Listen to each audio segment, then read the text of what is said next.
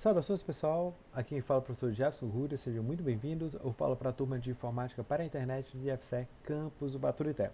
A gente vai para o nosso segundo conjunto de slides falando sobre variáveis e expressões. A gente espera que ao final desse conjunto de slides você tenha um arcabouço necessário para estar escrevendo as suas primeiras linhas de código e já se divertindo ainda mais.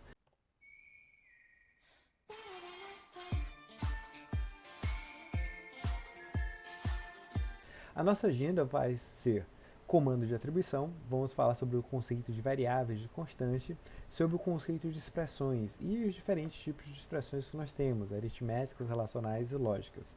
Sempre que a gente tenta falar sobre os elementos, é interessante que a gente traga exemplos de código. E se a gente traz exemplos de código, a gente precisa especificar qual linguagem de programação a gente está trabalhando e essa linguagem de programação tem quais características. Lembrando que a gente tem uma miríade, né? A gente tem várias linguagens de programação e a gente meio que consegue identificar algumas características chaves de cada uma delas.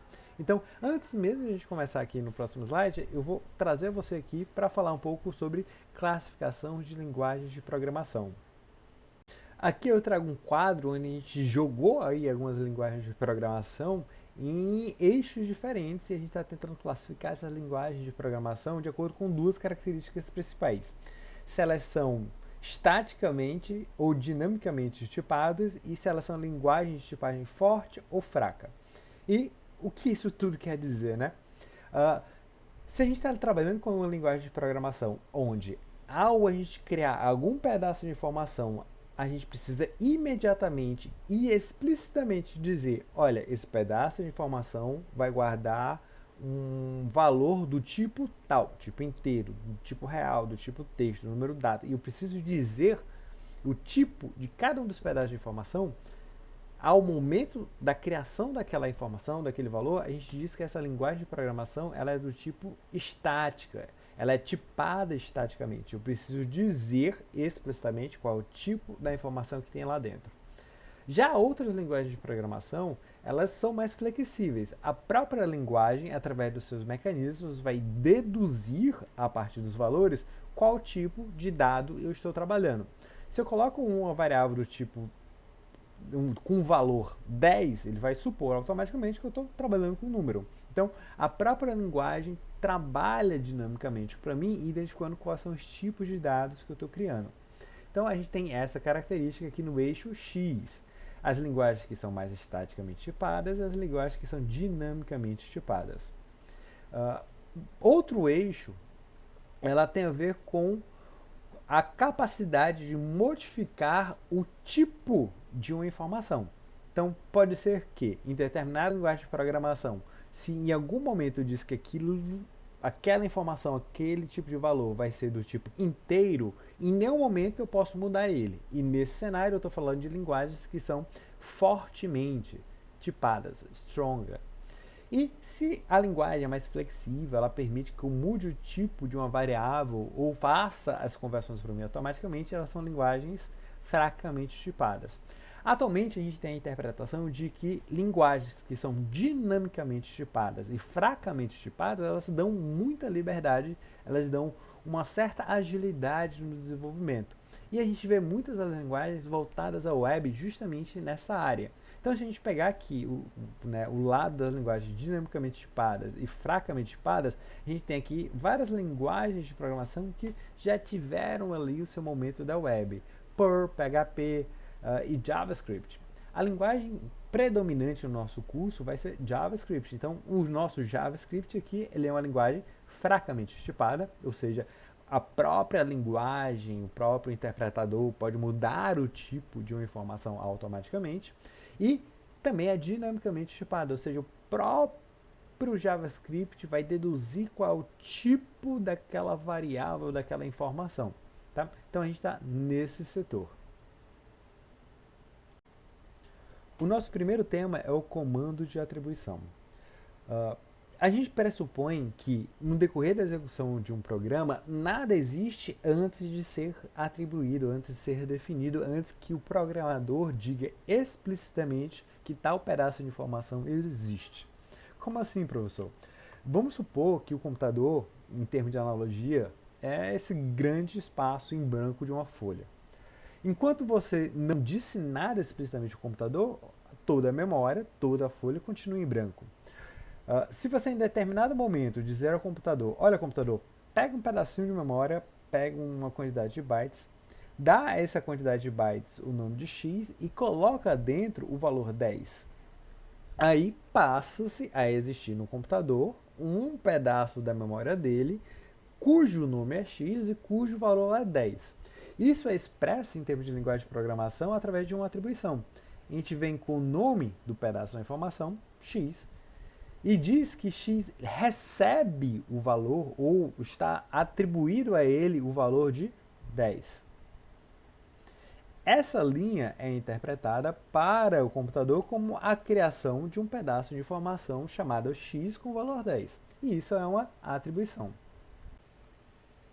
A partir da execução de uma atribuição, a memória do computador ela foi modificada. E agora existe aqui.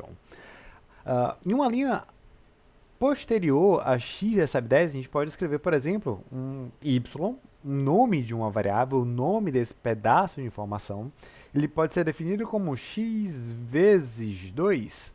Interprete aqui essa asterisco como o multiplicar da matemática tradicional. Então, olha, eu posso agora criar mais um pedaço de informação no computador, chamar de y, e y recebe qual o valor? X. X já existe? Já. Então, o computador consegue resgatar essa informação para cá. Só que não é x expressamente, é 2 vezes x. Então, o computador resgata a informação do x e traz aqui para o y como o valor de 20. E agora, após a execução dessa linha, nós temos dois pedaços de informação. Temos x igual a 10 e y igual a 20. E assim a gente continua definindo novas variáveis, novos trechos de informação baseado no que já foi definido anteriormente. Vamos dar uma olhada nisso em termos de programação, em termos de exemplo, tá bom? Chega aí, eu trago você aqui para uma aplicação que é um interpretador de código JavaScript. E existem várias outras soluções gratuitas, pagas na internet, utilizando um navegador puro, utilizando ambientes como Node ou Deno. O fato é que a gente vai deixar nas informações complementares do vídeo locais onde você pode executar o seu código JavaScript para brincar um pouquinho conosco.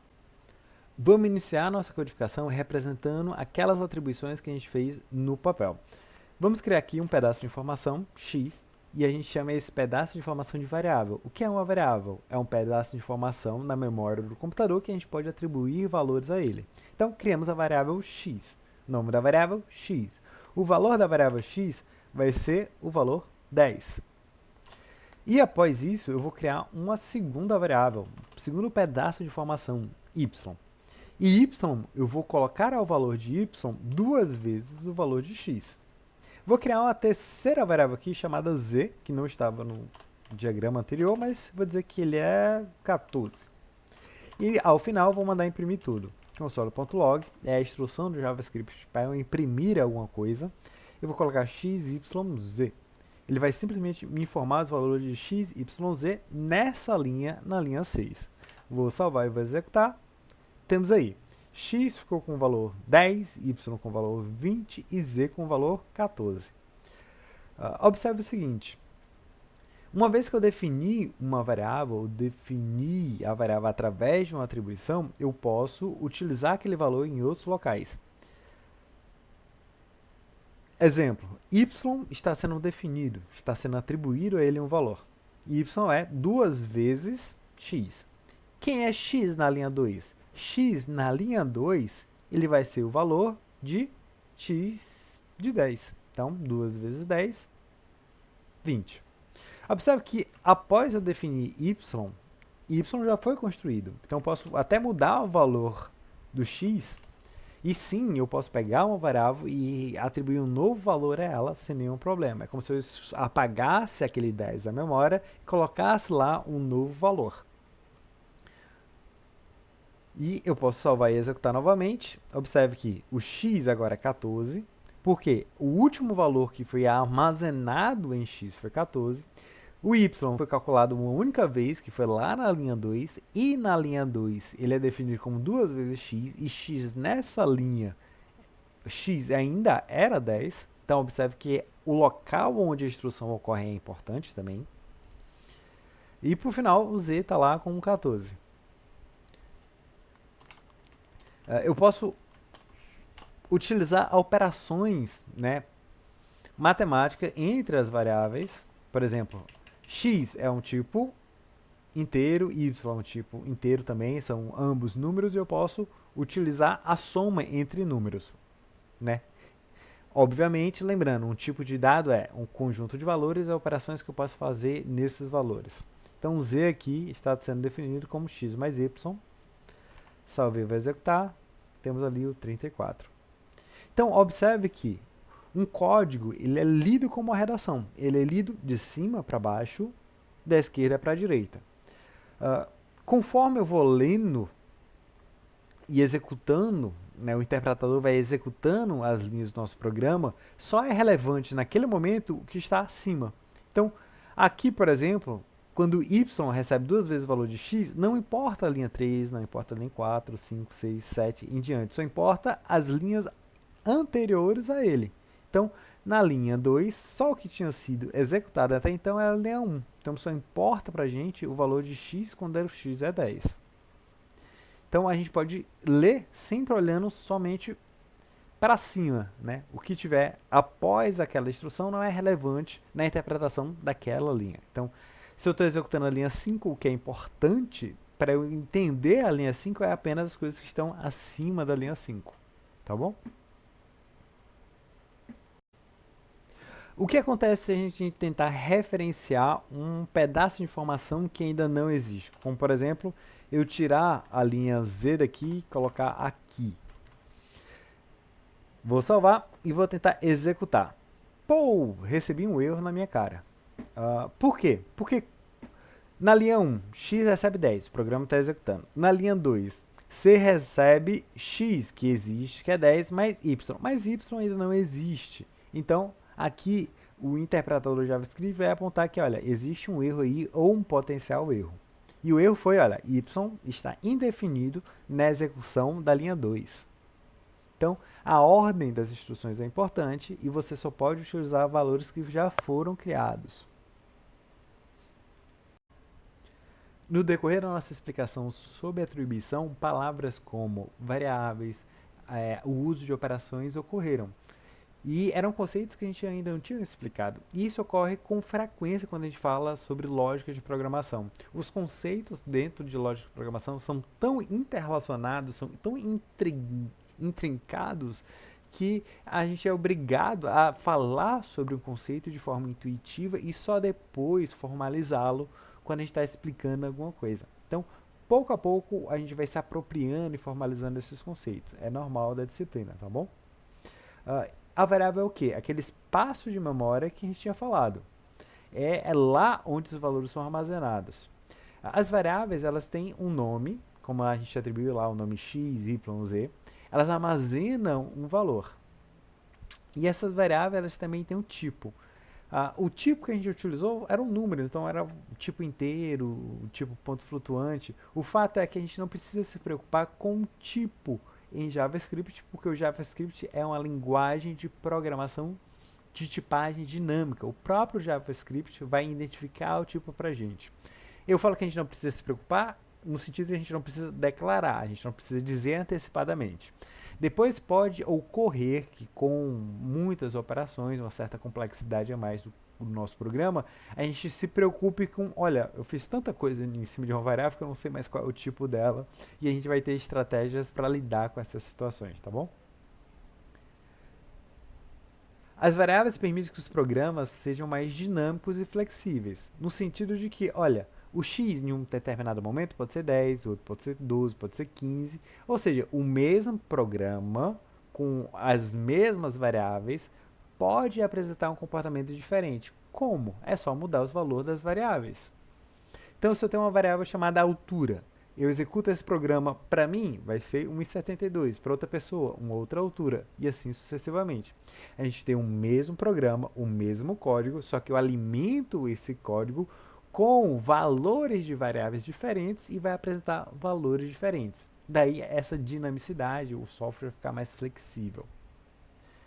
A gente também utilizou ali expressões, a gente realizou alguns cálculos. Esses cálculos são operações aritméticas, são expressões aritméticas que a gente utilizou.